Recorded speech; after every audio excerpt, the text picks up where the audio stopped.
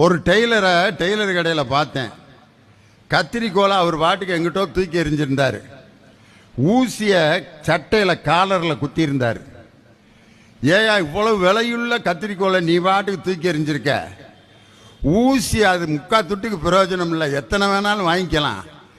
அதை இவ்வளவு அக்கறையாக சட்டையில் குத்தி வச்சிருக்கேன்னதுக்கு அவர் சொன்னார், அது என்கிட்ட காணா போச்சுன்னா தேடுறது கஷ்டம் சார், அதனால தான் அதை நான் குத்தி வச்சிருக்கேன்னாரு. அப்படியா, இன்னொரு காரணம் இருக்கு சார்ன்னு சொன்னார்.